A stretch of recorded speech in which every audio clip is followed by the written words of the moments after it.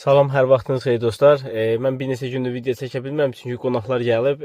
Biraz başım onlara qarışıq olub. Amma bugün həftənin bazar gündür. Bugün artıq avtomobili bugünə kimi 407.8 kilometr sürmüşük. Ümumilikdə 16 saat.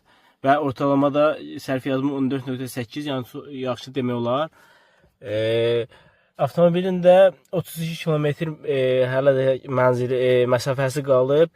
407 demək olar ki 440 kilometr eləyir.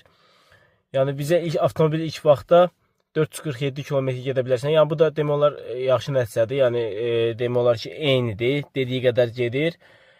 İndi avtomobili şarja qoyacağıq. Təxmini olaraq bizim şarjımız 7% şarjımız qalıb və avtomobilimdə 75 kW bateriya var. Yəni 7% qalıbsa təxmini olaraq bu da hal-hazırda avtomobilə 70 kW-lıq enerji verməliyik. Bu da ən bahalı tariflə 9 manat 10 qəpik, ən aşağı tariflə də 5 manat 60 qəpik edir. Yəni aşağı deyim, aşağı tərəf ortalama desək 8 manata 407 kilometr gedə bilirik. Yəni bu da çox yaxşı nəticədir. Belə, yəni bir də gələcəkdə daha da maraqlı videolar çəkəcəm sizin üçün. Yəni siz əlavə suallarınız da olsa mənə yaza bilərsiniz. Sağ olun.